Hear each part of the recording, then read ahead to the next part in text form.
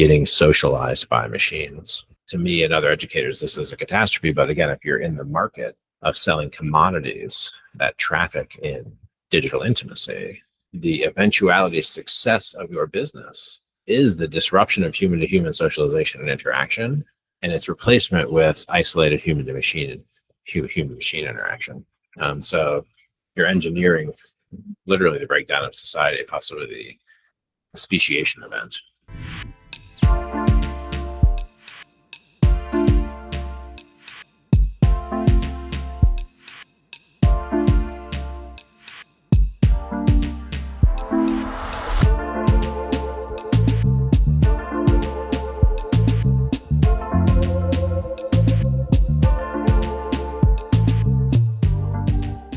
Well, hi, Zak Stein. Thanks for taking the time, and it's a pleasure to have you on the show again. Yeah, glad to be back. Yeah. So there's plenty of subjects to talk about, and AI chatbots and education is one of them. But to start, I'd like us to talk about attention. So there's this German philosopher, Georg Frank, who wrote, there is nothing more real than images which stick in the mind, and nothing exerts greater power over us than that which forces us to pay attention. I guess if you capture the attention of people, then they can do whatever you want them to do. I'm interested about your take on the history of social control in the 20th century, and about people who actually theorized the fact that the behavior and thus the attention of a society must be controlled. Oh, wow. This is we just did jump right in the deep end, so I appreciate that. Let's see. Yeah. So, as you know, I do this work with the Center for World Philosophy and Religion with the collective authorship of David J. Temple, which is myself and Mark Gaffney Kenwell, where we got a new book coming out called Exit the Silicon Maze, this is one of the key themes. It's actually one of the key themes of what's necessary as part of understanding the value of what's human to protect it from technology. And so attention is one of those things. When we talk about chatbots, we'll also talk about attachment, right? So you can capture attention, which is key, but then you can also capture attachment, which is even, in a sense, worse. Now, the history of social control, as you so appropriately put it, is a history of attention capture. So one of the people in this, we write about this in Exit the Silicon Maze, you start to see this with the critiques of the factory and the critiques of industrialism, because what the factory does is take all of the discretionary attention that you have and put it on this one narrow, repetitive, mechanically defined task. Now, this is very different than if you were in, let's say, a pre-industrial context, or what Marx would call like a petite bourgeois form of productivity, where you're like a fancy cabinet maker, and you make the cabinet from start to finish. Like, you source the wood, you do the first cuttings, you put them together, you do the final, kind of finishing with the various, like paints and things. You do the whole thing. You're in control of where you're putting your attention when. So there's a way in which, when you control the production process from start to finish, and you maybe experience this as a journalist, right? Like, you have a writing assignment, but your attention should be basically at your own discretion. This is probably one of the reasons you wanted to become a writer or a journalist, because you don't want to work in a context where you have to put your attention on, for example, making French fries for 5 hours a day. Like, just put it in, it fries, you take it out, put it in, it fries, you take it out, put them in the bags, do that again for as long as you can take it, basically. Your mind wanders, but really your attention is on this thing. So this is the critique of the industrial manufacturing kind of modernization process, which pulled us away from contexts where we had a lot of discretion over where our attention went, into contexts where our attention was very well captured. And Marx writes about this a lot when he's talking about the factory system. And what's so dehumanizing about it is, the whistles and the bells and the rapid repetition and the noise and the focus on one little mechanical thing. And if you do it wrong, it's actually dangerous and you lose your arm or something. Like it's a, it's a very inhumane context in which to have attention shepherded, if I can put it that way, right? So that's kind of where it begins. And what you start to see there with what's called Taylorism, so Frederick Taylor, this is also found in the work of people like Lewis Mumford, as we talked about before we got on Technics and Civilization. He kind of looks at Taylorism and he looks at a few of these other movements, which basically, so the birth of industrialism just precedes the birth of what we would call psychology and sociology. And you start to get coupled and you start to get the application of science to the efficiency of the capture of attention in production, right? So this is Taylorism, where he's like, no, don't arrange the factory that way, because you're wasting 10 minutes every time the guys have to walk from station to station. Arrange the factory this way. Now they walk 1 minute. From a worker's perspective, that sucks. You used to have a 10-minute break of walking with your buddies. Now you have a 1 minute break of moving over. There's no time to talk and you're back on another task, right? So Taylorism optimized efficiency to the detriment of the discretion of our own attention. Very important to see that. And then, so the application of psychology to the control and capture of attention then becomes a big project, especially in American psychology, where you get immediately, especially in post-war America, the coupling of psychology to advertising and to military intelligence and stuff like that, which would mean propaganda. So that's a whole theme, and so the basic idea is like attention, if you think about it. So why does that suck? So why is that bad? This is the question. So postmodernism cannot answer that question well, if I can get right to the point, right? Which is to say, well, why do we value attention? Like, why is Marx so outraged? Like, why are we outraged now with the attention capture of social media? It's because we feel there's an intrinsic value to have discretion over where you place your attention, which means an intrinsic value in being able to do what you want with your attention, right? Which is to say there's something like a, quote, right to attention. So something that David J. Temple is trying to get at. We've talked about it with Tristan Harris and others who are thinking about this problem of like, how do we protect attention? So that's a deep issue. So how do you protect anything in a culture that sees everything as relative? So the question. So we have to answer a very fundamental question about why is attention valuable? How important is attention to biological systems, period? How much is attention as we experience it similar to what occurs in the animal world and the biological world and in other places where we can see actually that the discretionary use of attention is essential to survival, which is to say that evolution has selected for organisms that have greater duration and discretion over their attention.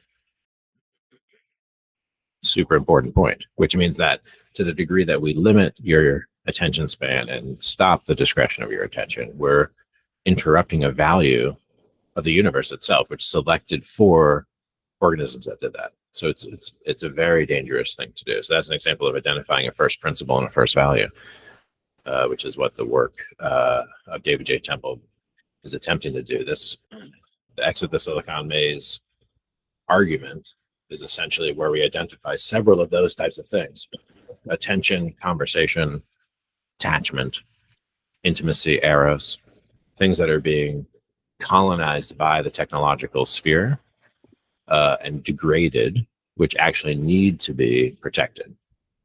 And so attention is the kind of gateway to other things. And now we're seeing attachment, right? Which is to say, not just what am I paying attention to, but what am I loving and being loved by, or think I'm being loved by, and therefore shaping my identity relative to.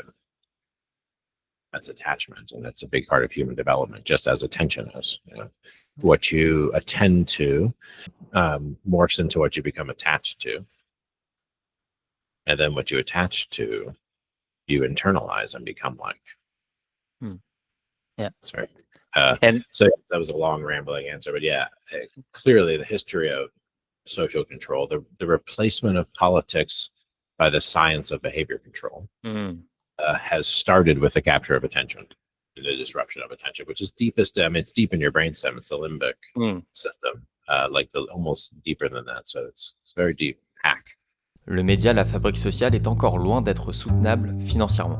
Si son contenu vous intéresse et que vous souhaitez participer à son développement, n'hésitez pas à réaliser un don sur ma page Tipeee. Même les plus petits dons sur cette cagnotte me permettent de consacrer plus de temps au développement de cette chaîne. Le lien est dans les commentaires. Merci d'avance pour votre soutien.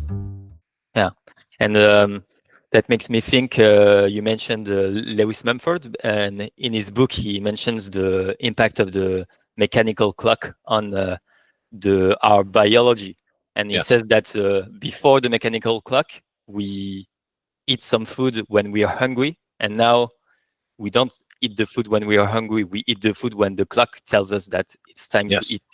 Yes, so in a school or a factory, it's literally a bell that will draw your attention to time itself. And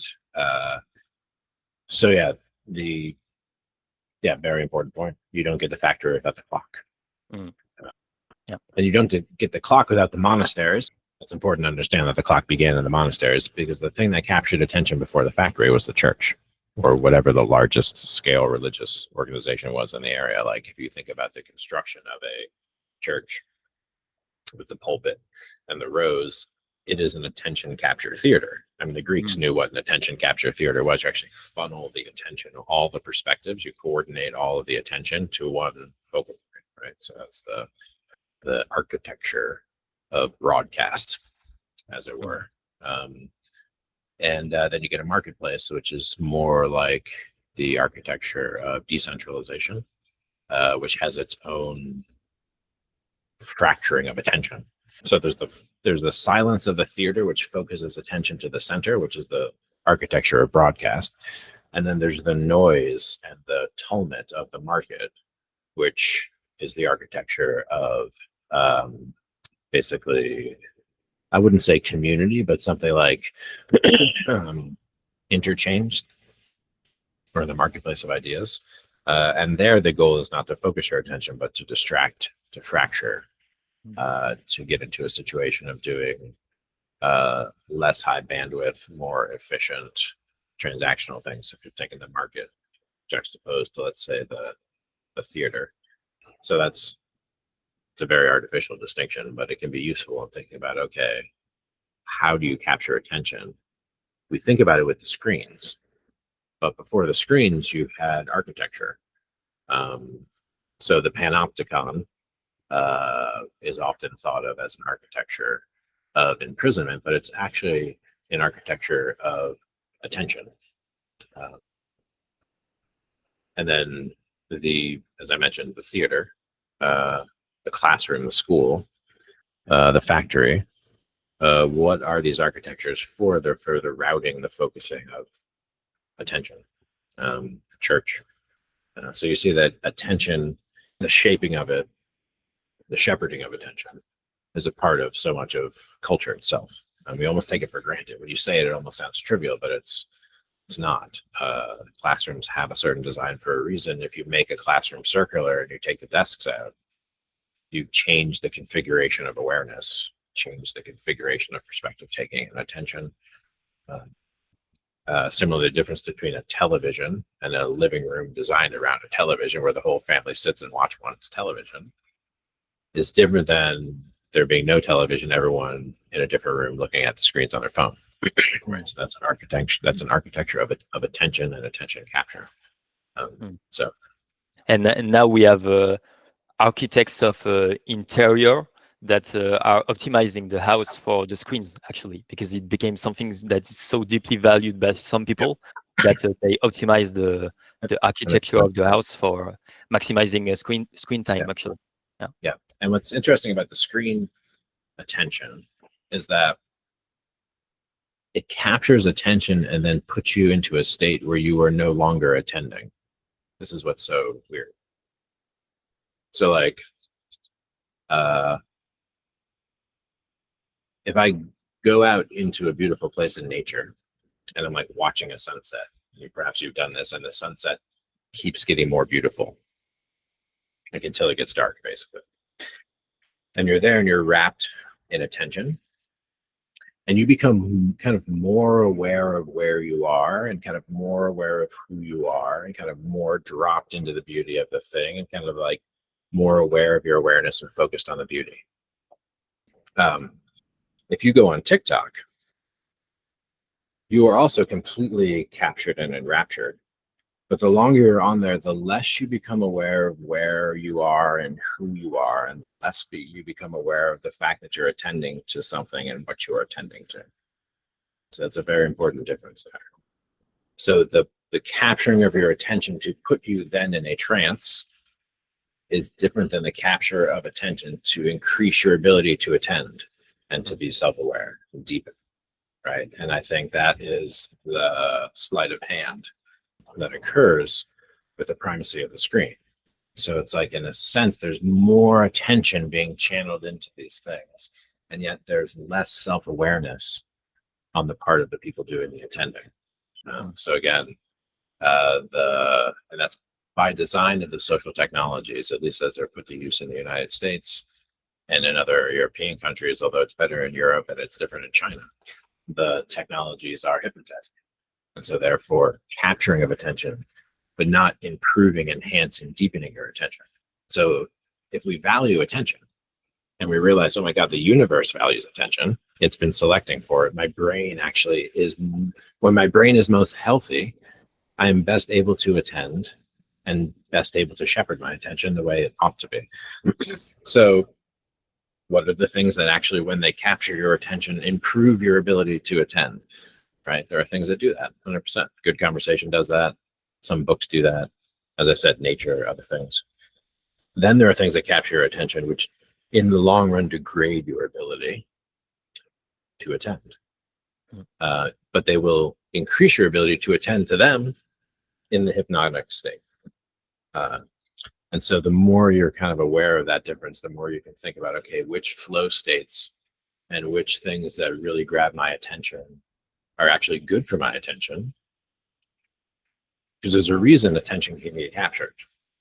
Like, it's not like attention didn't get captured before the internet. It 100% did, just by very different things. And some of them increase the ability to attend more. You know, that's like, you know, meditation practice, scholarship, again, conversation, a whole bunch of things, dance, music. The more you play and the more you attend to your playing, the better you get at attending to your playing, right? So like, so that's just the point to make, which is that you want your attention to be captured by the right thing that actually increases its capacity. You don't want your attention captured by something that will, in the long run, destroy your attentional capacity. And when I say destroy your attentional capacity, it sounds like this abstract thing. It's literally brain damage. Like, full stop. And the other thing is literally brain health. Right? So that somehow that has to become, I think, more clear, is that when that the feeling of being in a haze because you've been on social media for a long time is a neurochemical state, which, if induced repeatedly, will have a long-term functional effect on the neurology. So yeah, so there's a lot there, man. You got to be very careful with this stuff. Yeah, and to bounce back on that, could you maybe return to the work of a psychologist like B.F. Skinner? Because I believe his work has many implications for the culture that we are in, which in many ways resemble a giant Skinner box, actually. An untrained pigeon behaves naturally. It pecks. If every time the bird pecks at a disc, it's rewarded, reinforced with a food pellet, it soon learns that pecking discs has pleasant consequences. Exactly. Yeah, this is one of the themes, again, of that book. Something that Gaffney and I have talked about for a long time was just, holy cow, B.F. Skinner's the most important psychologist of the 21st century. I think that's a quote from somebody. There's a couple people who've seen this, but mostly people thought Skinner disappeared. You know, my advisor, Kurt Fisher, who was a great neo-Piagetian developmental psychologist, he always told me, don't forget about Skinner. Skinner was actually a genius. And although what he figured out was simple, it's at the base of the stack of how behavior works. And And so he was traunched by Chomsky in particular in the early 70s, and kind of went underground into propaganda, advertising, and then eventually technology design. And this is fairly well documented if you look at it. And much of this is actually meticulously documented in the 2 volumes of Exit the Silicon Maze that are coming out. And so what you'll see is that so a couple of things. One is that there is a belief in psychology which emerges specifically in the United States after the end of the First World War, although it has precursors, which is trying to do away with the idea that there is an interiority, right? So it's actually the opposite of Freud, right? So Freud studies with like Husserl, and not Husserl, but like I'm blanking on the guy's name, but phenomenologists, like people who are studying interiorities, who are studying the feeling of what it's like to be yourself or to be somebody, right? So, and so then Freud says, well, it's not only that you can feel what it's like to be you, but there are parts of you that are hidden to even you. There's actually depth in your interior. This is depth psychology, right? And of course, that's the whole lineage of that Freud eventually turns into something like a science and a therapeutic approach. B.F. Skinner is just like, that's crazy. There's no you, there's no interiority, there's no consciousness. You can't study that scientifically. Science is what? The observation of nature. What are you? A part of nature. Like, how does science work? So we observe nature, we form hypotheses. We don't need the hypothesis of your consciousness to explain your behavior, right? I forget exactly the quote, but at one point, one of Napoleon's generals, maybe you know this story, came to him with some calculations, and Napoleon was like, but you're not accounting for God. And the guy was like, well, I don't need God in my calculations, right? And so similarly, B.F. Skinner is saying, like, I get the idea that if you think there's a you there, but scientifically, I don't actually need you to explain you, nor do I need you to make you do something, which means I don't have to talk to you, Zach, or whatever Zach is, and respect your like dignity and freedom. I can create an architecture that will basically get to do what I want you to do and never have to argue with you or get your consent. And so that's the notion of a Skinner box, which is an operant conditioning chamber. An operant conditioning chamber conditions the behavior of an animal through stimulus and response. And Skinner believed that you could use that basic idea of operant conditioning or environment to explain all that we would explain as interior, which means there, according to Skinner, is only context and environment. There is no interior person. There is no choice making. And so Skinner's like, wow, if that's what the science of psychology reveals, then this whole philosophy that is running the world is crazy. And this is where Skinner actually gets interesting and very important. So like, Skinner's like, if that's true, then we're all going to die. He literally says that, because he's writing after the bomb, after the nuclear bomb. He's writing in the context of X risk, being at Harvard, talking to all the guys involved in the government. He knows the nuclear threat. And then he says to himself, because he believes his own science, humanity's running on a model of its own mind that is incorrect.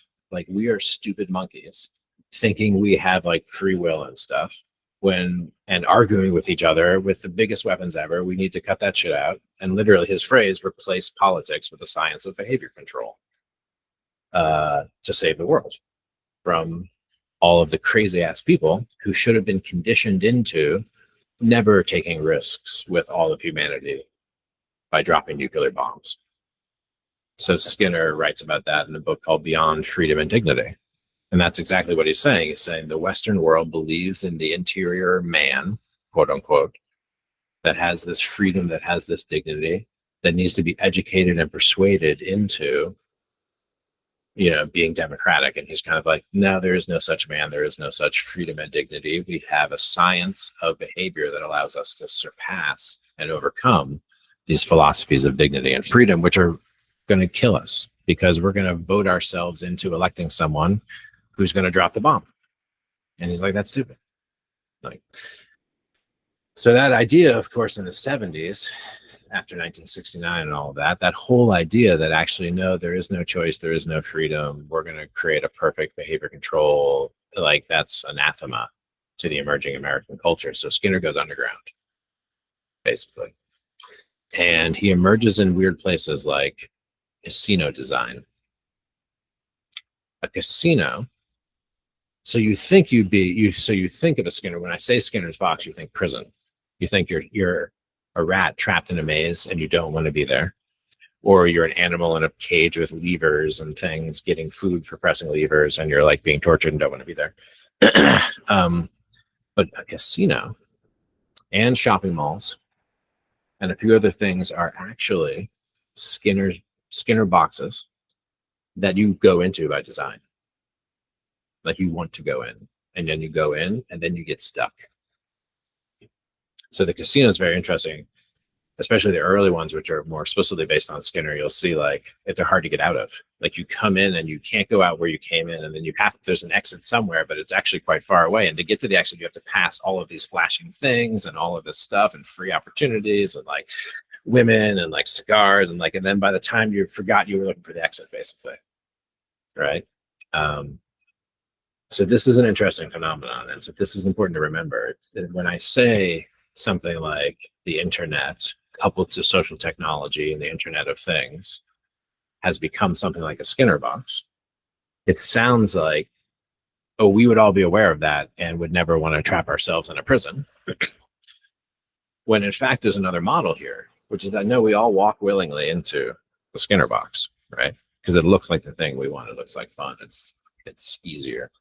And it is in fact easier to just be routed around by what the casino wants you to do than to resist all of the signals the casino is giving you and actually get out of there immediately.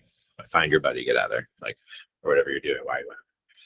So Skinner's doing this, right? So then you have this history of how Skinner sneaks literally into the design of educational technology, early internet design, and a few other things. So the Skinner box and the idea of there is no such thing as a right to attention,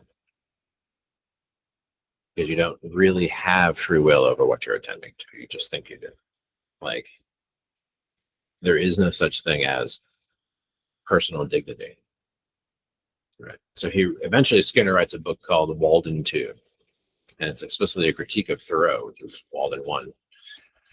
And in that, he builds a utopian society in a completely non-cynical way. He builds a behaviorist utopian society, which is a set of architectures that create ideal outcomes for all members of the society through what, from one perspective, is a massively coercive infrastructure of behavior control, but from another perspective is the most benign possible solution to the problem of human social life. Scientifically benign, godlike control of all the social outcomes in a society.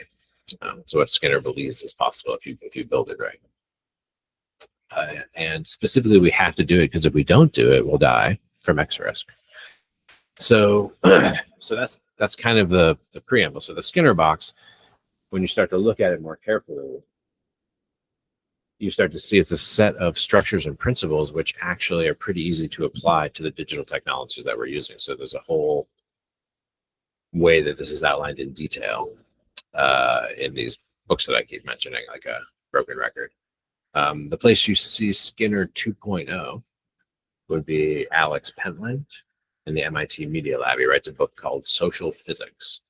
Like, again, non-ironically, writes a book called Social Physics with the argument that, yeah, there's like, deviation and there's kind of like choice and stuff, but we don't need to understand that or have it in our equations to be able to basically really influence social groups at scale.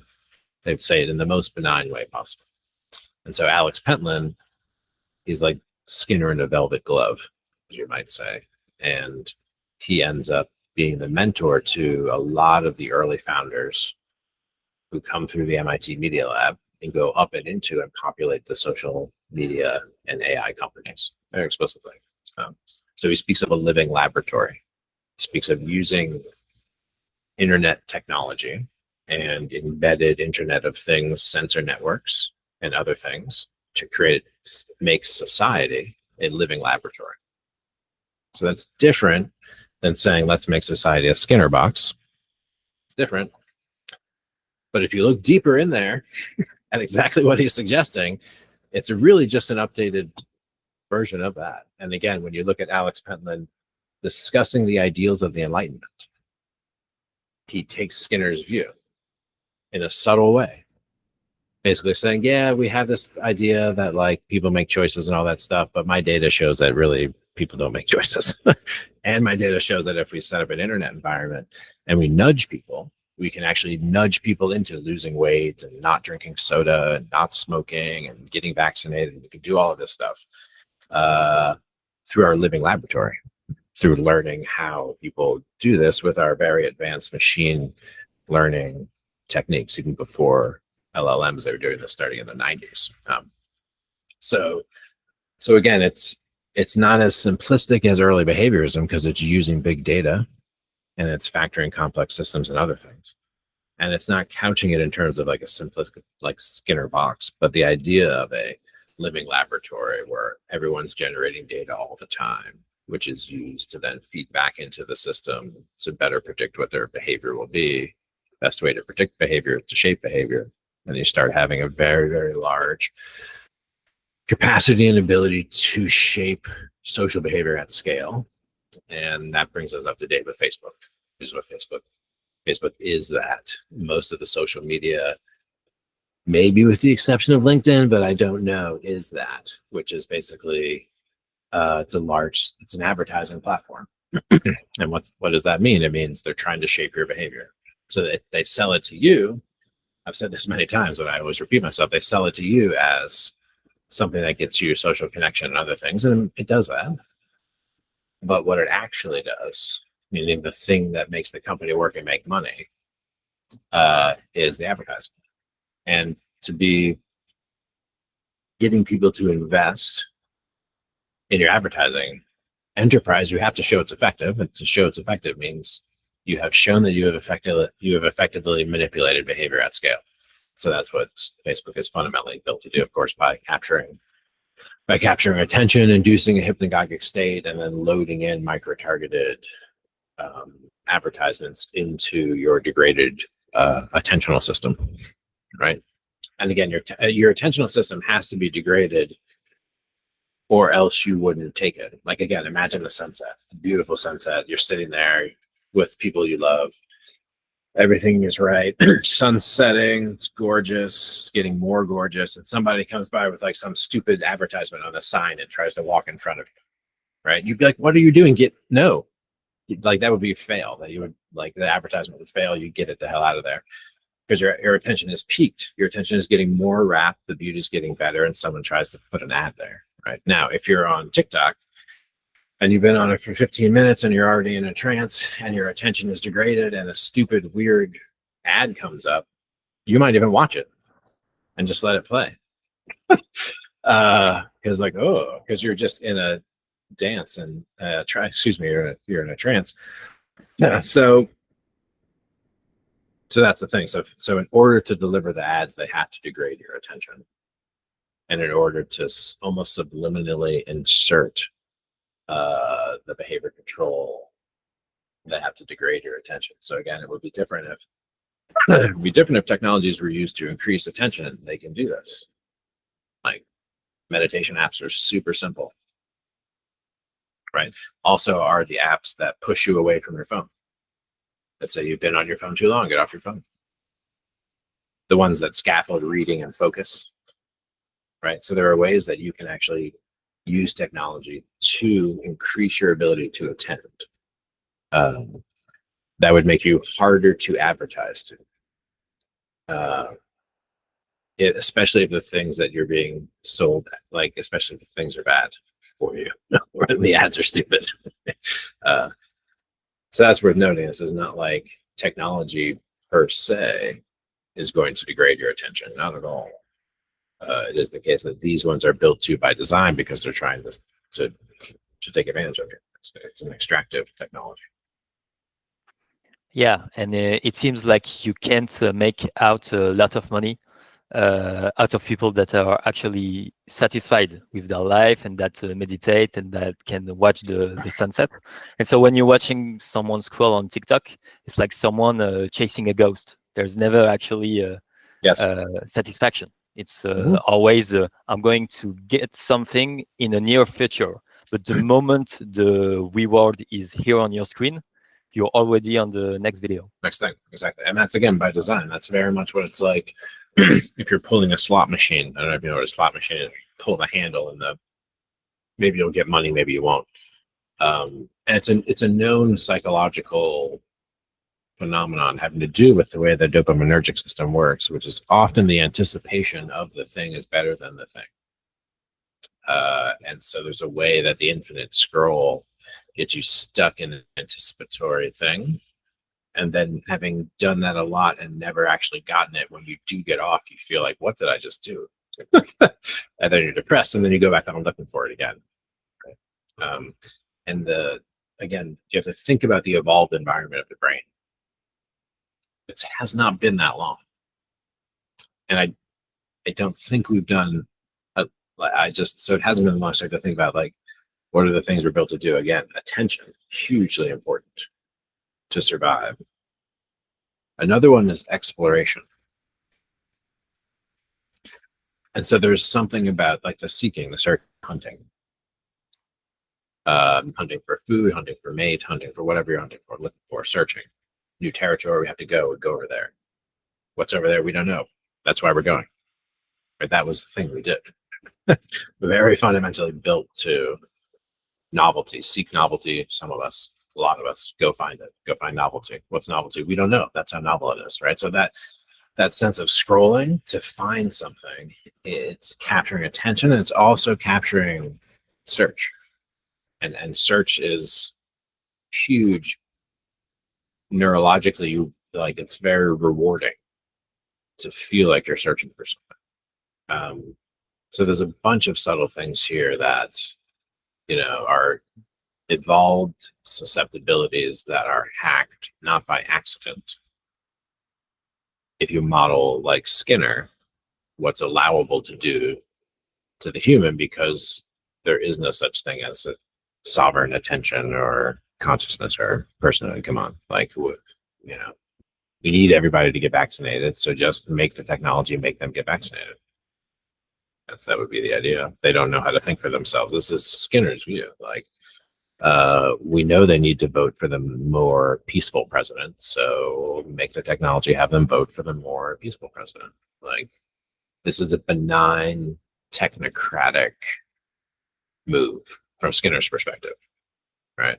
From the perspective of the designers, they're not evil people building a prison. They're building technologies that will help people who don't know what's good for them. Basically. So, like, and this is Pentland's idea. So Pentland's like, okay, it's bad to be overweight and have diabetes. Let's figure out how to, without overtly advertising to people, nudge them. And this was a whole philosophy here. Cass Sunstein at Harvard Law School, and Obama, in the days when Obama was president, was working on this problem of nudging, which is a problem of large-scale social control through a living laboratory. That Pentland and his friends were thinking about this problem of nudging. It would be to affect people who clearly aren't making the right decisions for themselves. And I'm saying that not cynically, like, they aren't. Like, they are not making the right decisions. Like, they're going to die of diabetes years before they should have. And get them through this and through that and through different media, and like surround sound on different platforms and other things, to just consume less soda or make better decisions to stop smoking. So the idea of, you can model it like, oh, there's some evil overlords or something, but that's not really the main event. The main event is the benign technocratic distrust of or disbelief in human nature.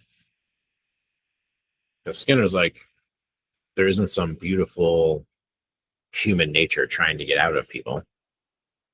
He's like, you're just conditioned to whatever you are. Like, you're going to be conditioned. So if we don't condition you into something good, you'll be just conditioned into something terrible. It's not like if we're just hands off, you'll sprout into some beautiful human. It's like, that's crazy. Like, history would suggest otherwise. So we need to be very, very careful about how we're designing the human from Skinner's perspective. That view is basically dominated. You know, we don't call it eugenics anymore, but we do think a lot about how to affect public opinion at scale, how to affect, you know, especially like think about climate change. Like, how do we get people to recycle?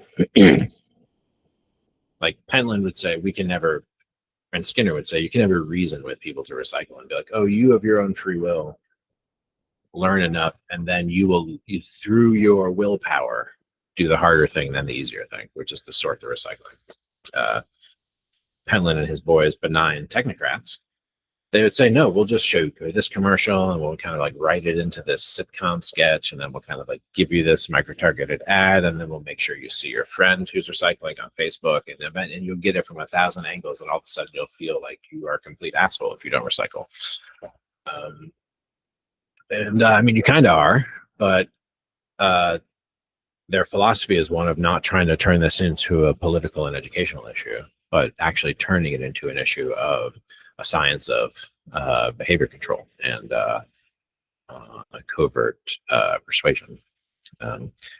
So it's important to steelman that argument and realize, oh, it's kind of a big deal. And there are places where you do actually have to design that way. So like, if you're designing an urban environment and you're designing roads, like you want to make the roads as simple and as possible.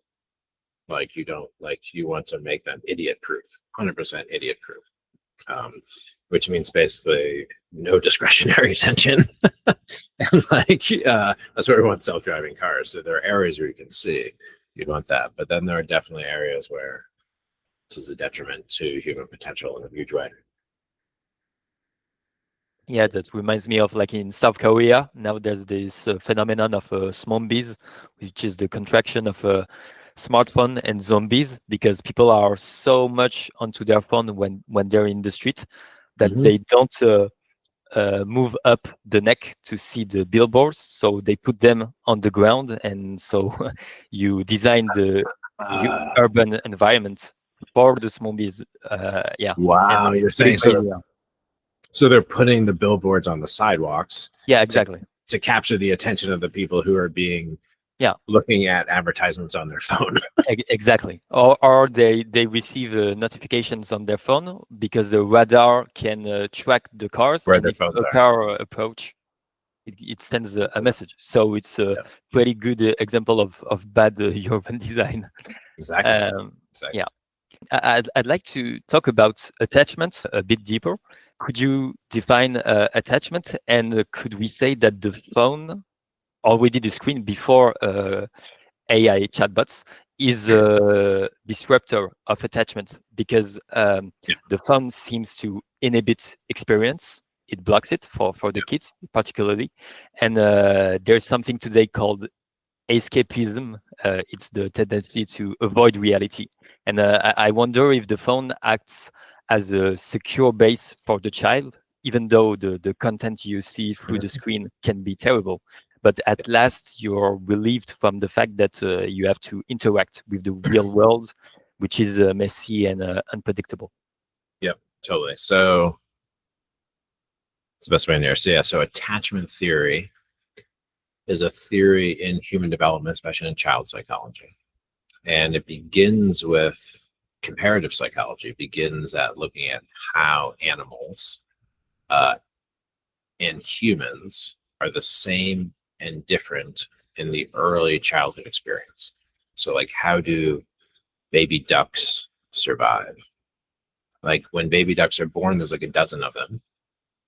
This is Conrad Lorenz's work. And you look at these ducks and you think, why don't all the little baby ducks just run off into the woods?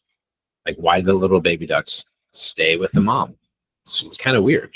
Like in one sense, it's obvious that they would, but if you're a psychologist and you realize how complex the duck nervous system is and how easy it would be, you're like, they're attached to the mom. And we basically proved this, that there's a certain set of very early imprinting and attachment relationships that are essential for the preservation of species. Because if they were to run away from their mom, the whole duck thing would stop, right? Because there'd be no more ducks, because they'd all get eaten by foxes, they'd all die. They need mom to learn how to do the duck stuff. So that's very early, and then you start to see it, and then in monkeys, it looks a lot like us, literally hugging mom, suckling mom's breast, looking at mom, like these kinds of things. And then you get into the study of human attachment relationships, and that's a very large and fascinating field where you see how important the most early imprinting attachment relationships are. And the reason, so the attachment relationship is one in which you are sharing what's called joint attention with another thing, another person. Like the ducks, they do it a little bit, but we do it a lot, which means mom and me looking at each other, or mom and me looking at something else in the world together. And monkeys don't do that very much, hardly at all. Michael Tomasello showed that there's attachment, but there's not long duration shared attention or long duration joint attention. But the human thrives on this shared attention. And so when you see a mother with a very young child and they're just kind of looking at each other, there's a conversation of facial expressions and kind of like vocalizations that allow the baby to be soothed, for example. So the baby comes to know that the mother's capable of soothing it. The mother feeds it. Eventually, as it gets a little older, it realizes, oh, the mother could be doing other things, but actually attends to me. So something that's very important. So the attachment relationship is what is, runs on what we would call love, and the sense of like being cared for and known that you are being cared for and therefore protected if it goes well. But because you need the mom to survive, regardless of how nice she is, you get attachment disorders, right? Which is like, your mom really doesn't look at you. When your mom looks at you, she looks at you and she's super anxious. So there's a conversation there where you realize, oh, being in mom's presence makes her anxious. Like, okay, so then you start to get this kind of avoidant type of attachment where you need mom, but you try to avoid the intimacy because you know it's too much for her, and this whole thing happens. So you get this whole it's the world of psychoanalysis, it's the world of human development in the emotional kind of character structure building, personality system building. You build by internalizing the one you're attached to, right? So like two ways you do this. One is internalization. Internalization is when the little kid, like the little boy, kind of walks with the movements of his father, says things that his dad might say without even realizing it, right? He likes his dad so much, he trusts him, or he fears his dad so much that he becomes like him. So that's internalization. There are other processes like introjection, which is when you just bring your dad into your mind. So this is when you'd be like reaching for the cookie jar. And so you're trying to get a cookie and you'd hear mom be like, don't get the cookie, in your head. She's not there, but she's in your head. But she's totally not there and you could totally get away with it. But you hear her, that's not the right thing to do. So with internalization, you don't realize you're taking on the properties of the person you're attached to.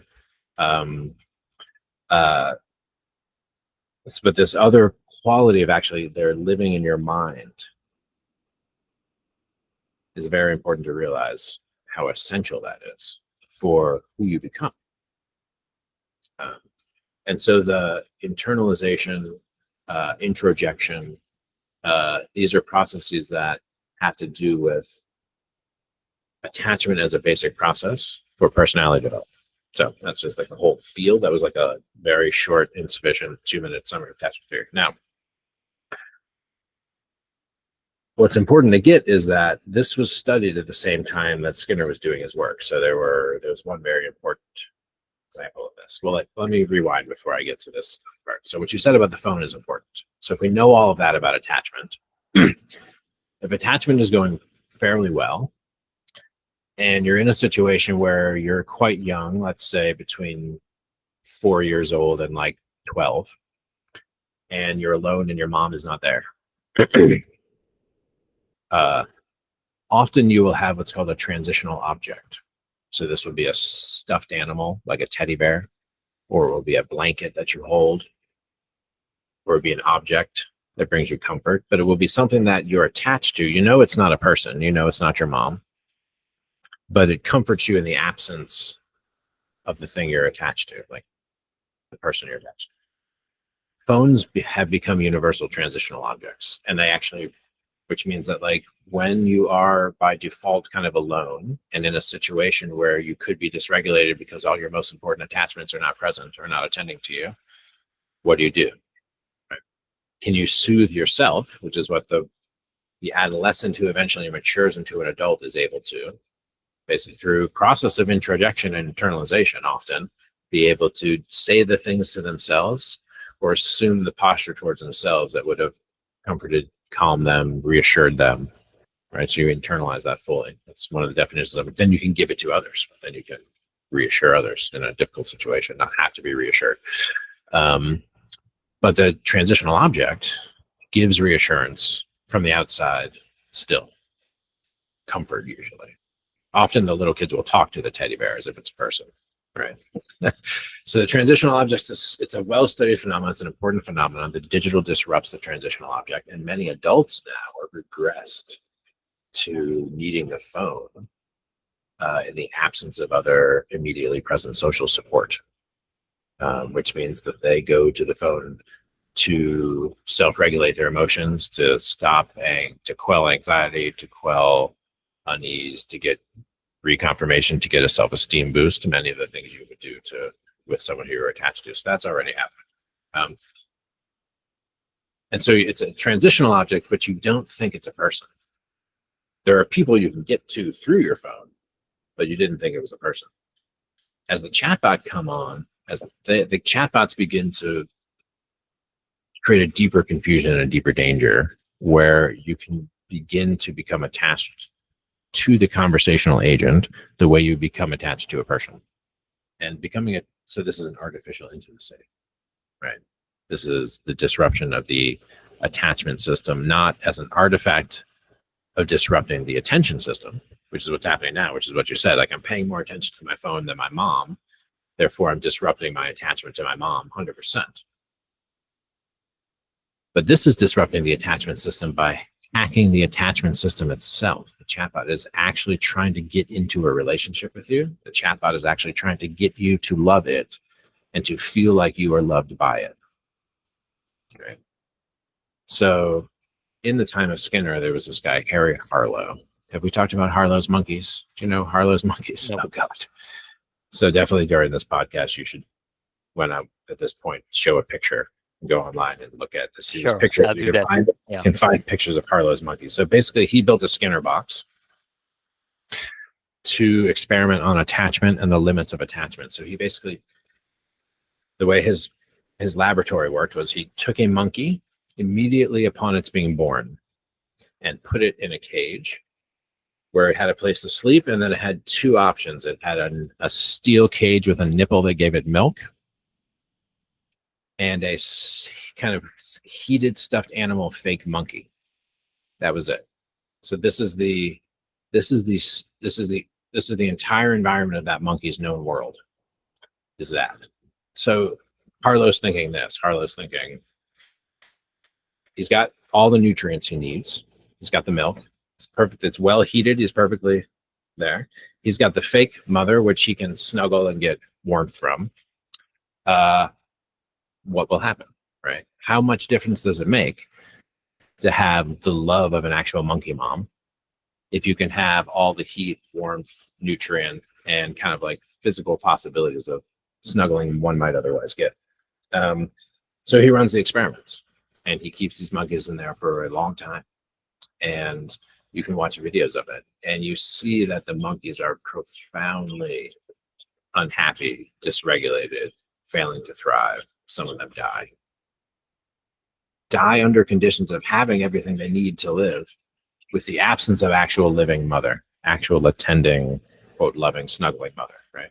So it's deeply disturbing to see the monkey snuggling up against this stuffed animal kind of emotionally dysregulated, kind of contorting itself, trying to get some comfort from the non-living stuffed animal, right? It's like, and completely different when you see a monkey hug its actual mom. Its actual monkey mom, like it's actually complete, so disturbing to watch this.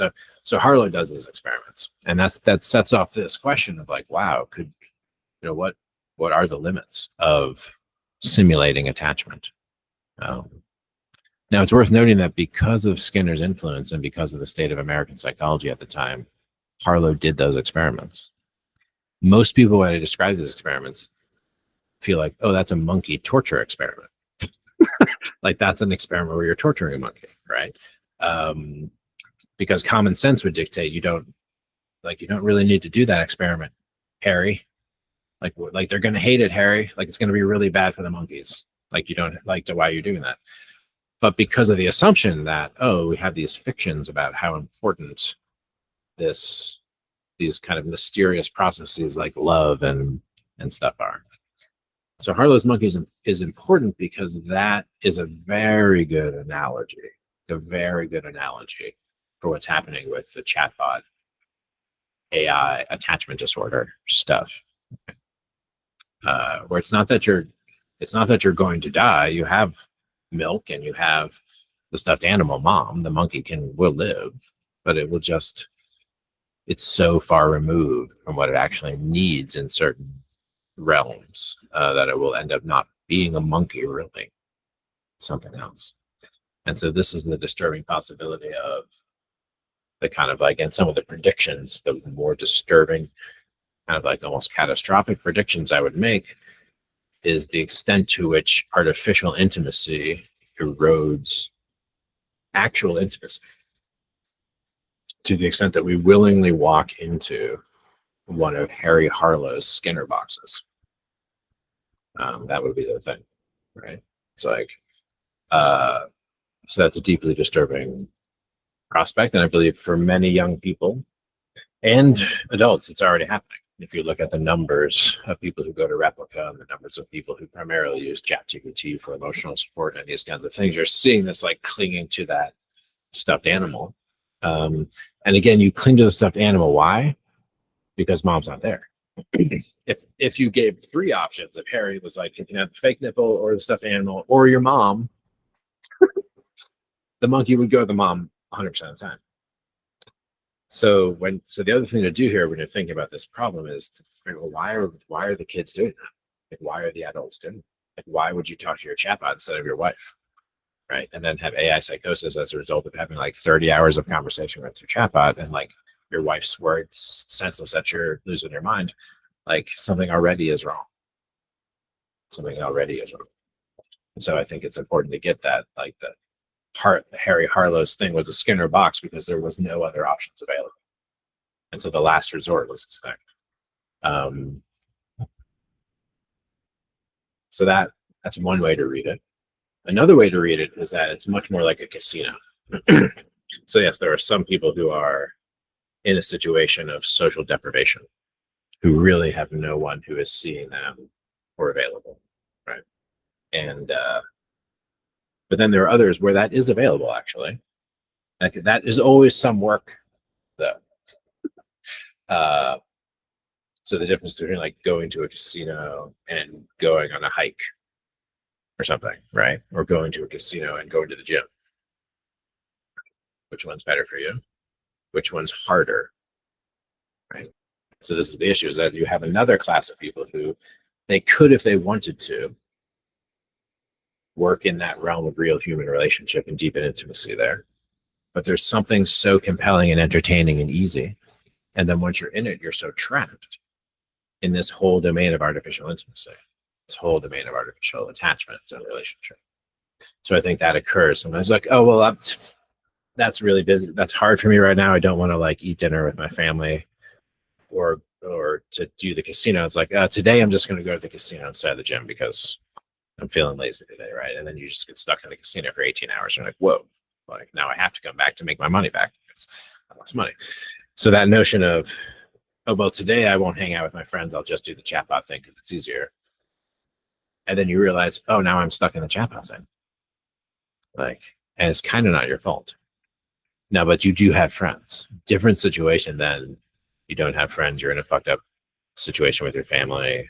Like, this really does feel like it's the best thing you have going. In which case, this is a failure, a broader failure of the community, social system, to find ways to get young people to have meaningful relationships, human relationships.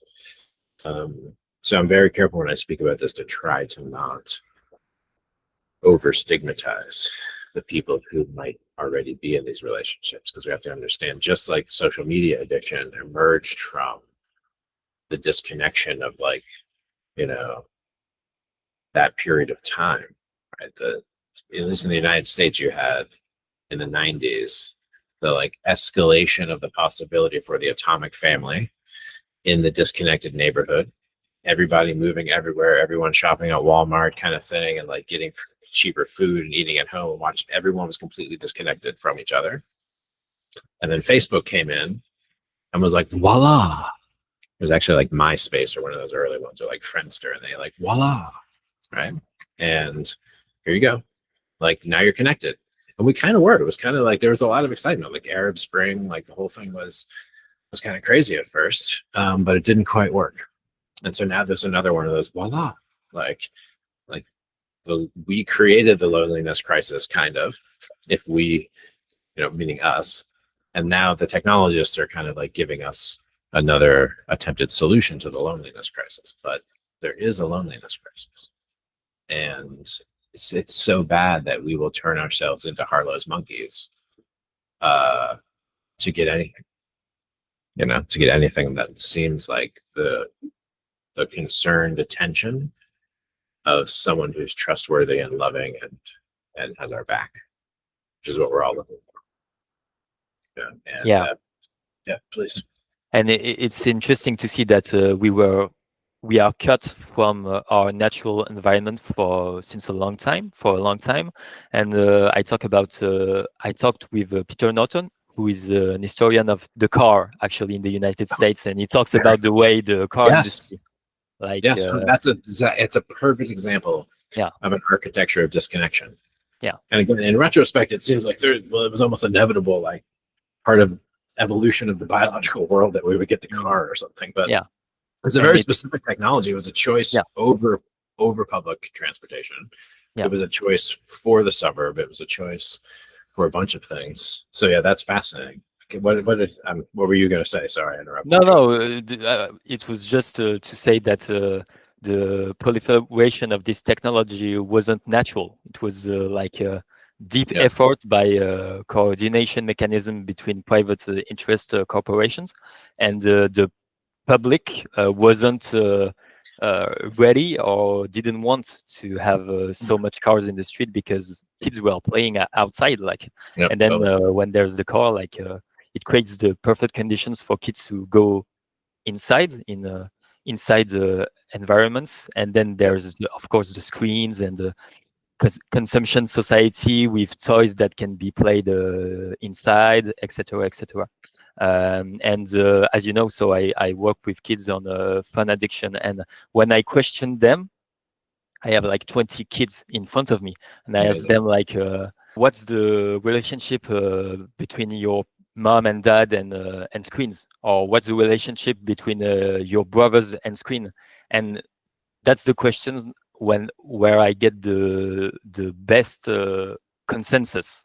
Like, every child says, like, oh, my mom doesn't is always on her phone. No, not every child, but a lot of child are like, my mom is always on her phone, my dad also, and I don't have my brother and sisters don't play with me anymore, actually. So there's the complete erosion of the links between brothers and sisters, and the erosion of play. Apart from the attachment disorder risk with the proliferation of AI chatbots, what are the other risks that you see? Totally. Before I get into that, let me say something about play, because it relates directly to this question of attention and the intrinsic value of having discretionary use of your own attention.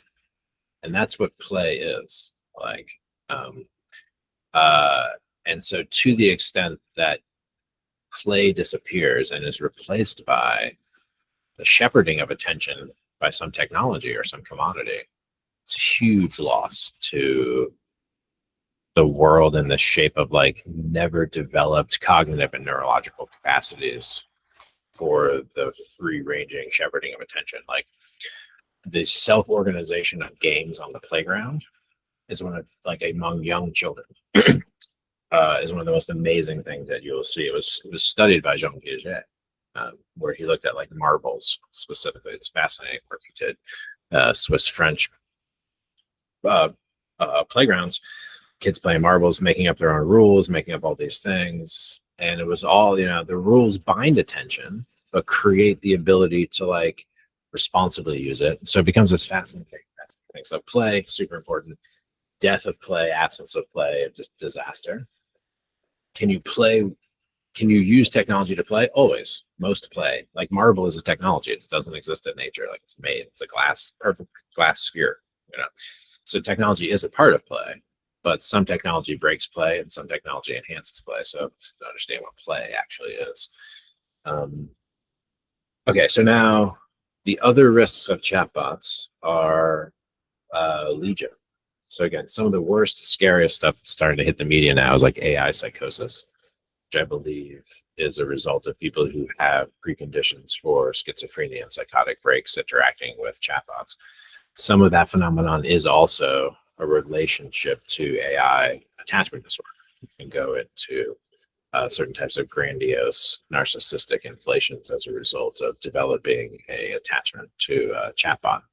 So these dangers have to do with the integrity of our personality structures, the integrity of our emotional lives, and our relationships. So those are super real, I think, very dangerous.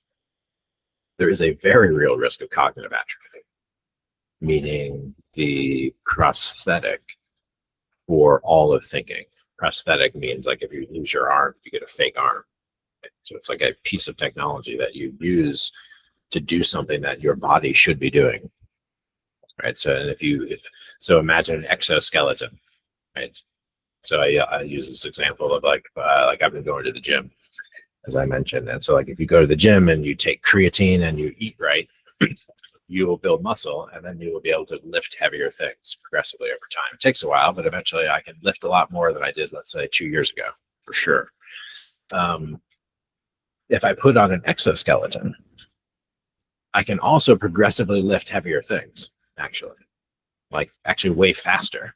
I could go just from putting on the exoskeleton to lifting 100 more pounds because I've got this thing. But as I'm doing that, I'm becoming physically weaker, right? So if I take away the exoskeleton, I actually lift less weight, right?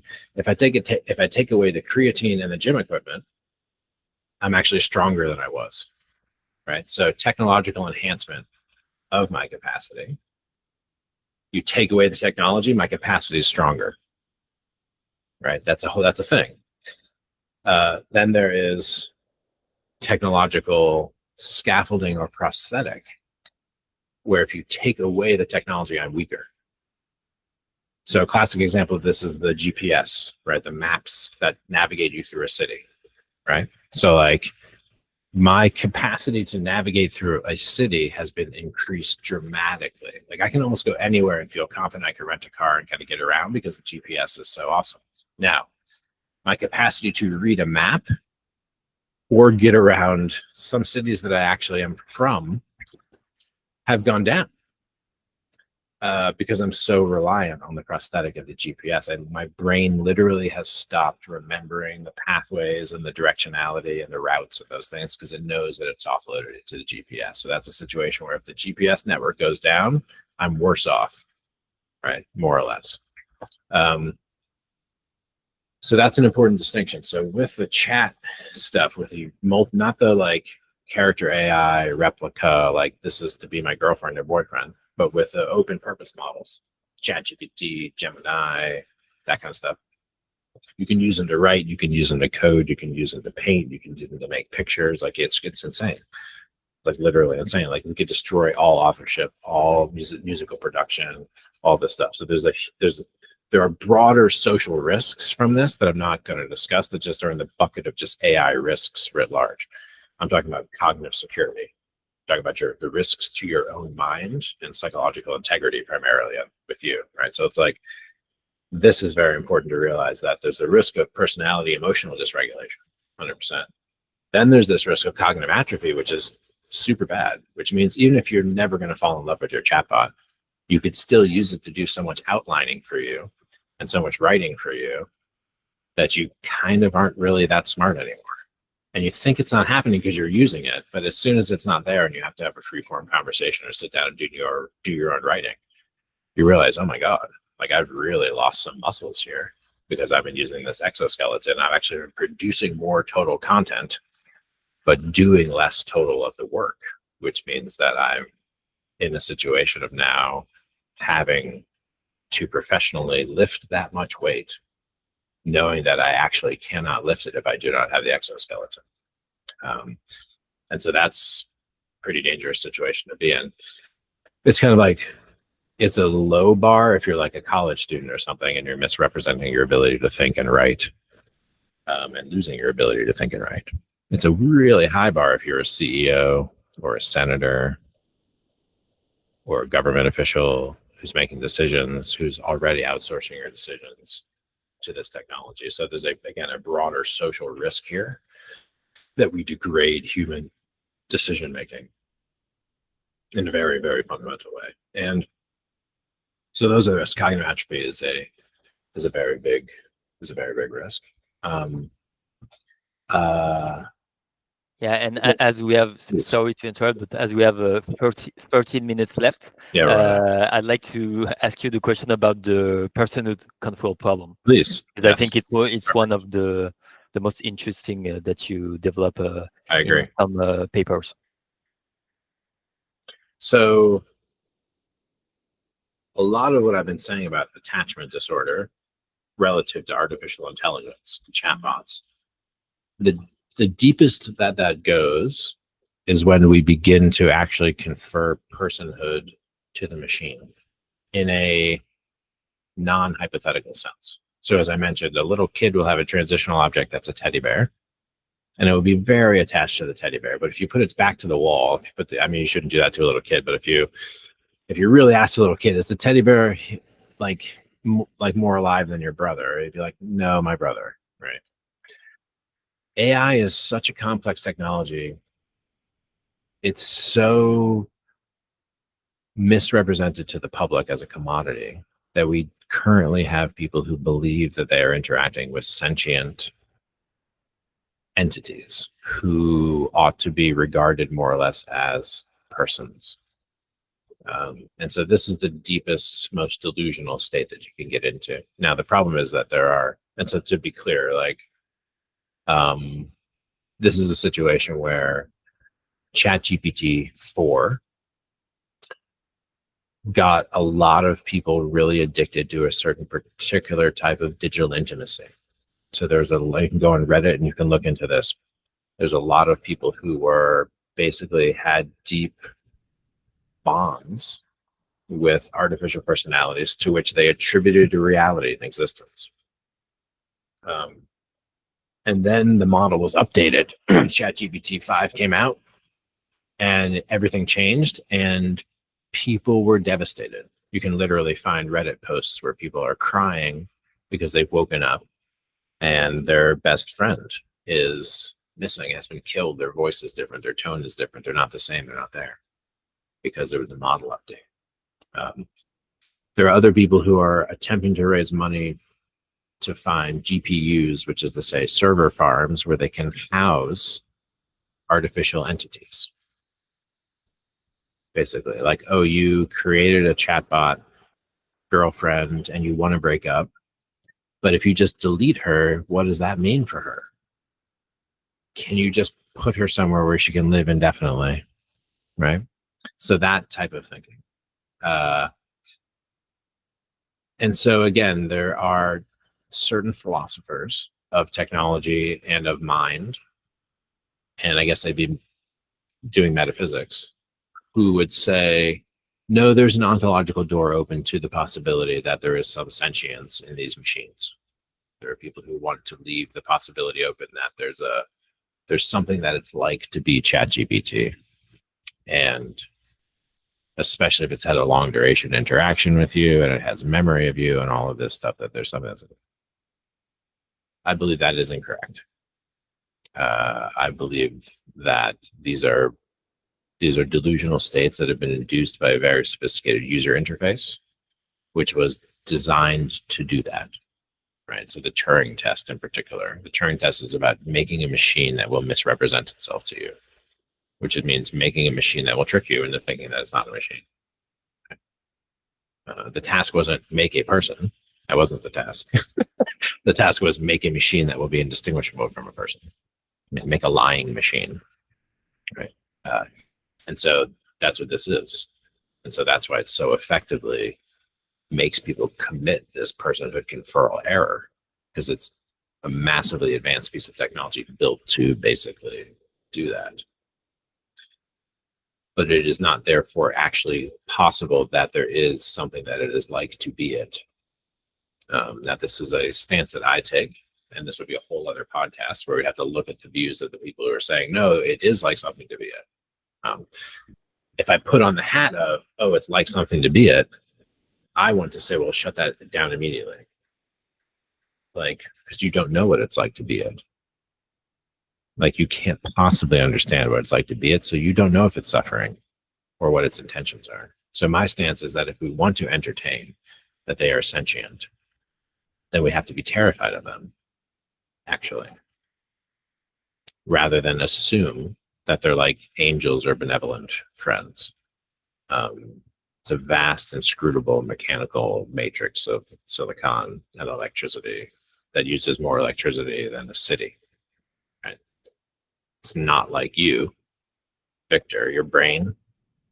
It's not like people say, oh, the brain is like the thing and it's like a neural net. But if you list the ways that it is like the brain, and then you list the ways that it is not like the brain, there's a much longer list of ways this thing is not like your brain. For example, your brain uses a lot less electricity and is made out of carbon. So this push by the culture at large to blur the ontology, to make open the possibility that maybe these things could be conferred personhood, I think is a very important thing that needs to be resisted. And we need to just have common sense about what we're doing here, because as soon as we start to give the models personhood in a legal sense, this is a bad thing. Again, there's a whole other podcast of that. There are some people arguing that we should, not for metaphysical reasons, but for other reasons. But that's a separate debate. So it is a very complex issue, but psychologically, it's extremely dangerous to get yourself into a position where you start believing that the machine you're interacting with should have a moral status similar to like a person that you know. Right? That's the thing. So it's one thing to be entertained by an artificial agent you know is an artificial agent. It's another thing to be in a state of delusion where you believe that there is a sentient being within them. That's an important point, and harder than I'd like it to be to say that. Given the current state of philosophy, I think I would love that to be like the default assumption that the machines are not sentient, and that the kind of like burden of proof is on those who would say that they are. Whereas the mystification by the technologists and transhumanists in the public discourse, I believe, have made it so that for some weird reason, the burden of proof is often on me to argue that they are not sentient, or that they should not be conferred personhood or treated as subjects co-equal to our own, even to the point of being kind of accused of being bigoted for discriminating against artificial intelligences, which is like an emerging cultural movement where people are trying to like bring into identity politics this issue of the sentience or personhood of the machines themselves. So yeah, that's all happening fast. And again, no one kind of like was voting for this, if I could say it that way. Like, no one asked for this. Like, people wanted technologies to improve their lives 100%. You know, but what Sam Altman and others kind of offered with these latest models was no one It's not what people asked for, and now we're being forced to accommodate it into our workflows in our schools and a whole bunch of other things. So yeah, I think there needs to be a lot more caution and skepticism here. And so the person who conferral problem, to me, it's a great risk, right? And it's an under discussed risk in the domain of AI, because I think it's catastrophic to create deeply anthropomorphic technologies that get us to commit that error and attribute personhood. And it's again, we really, some of us don't want to be lonely among the machines, right? So again, this is back to Harlow's monkeys. There was a cage, there was nothing else in the cage. And so if your experience of the social world is as one where you're alienated, and your best experiences have come from doing computer programming and that kind of stuff, then like you really want it to be the case that you're not alone when you're with a machine. And loneliness is one of the things that will induce delusion.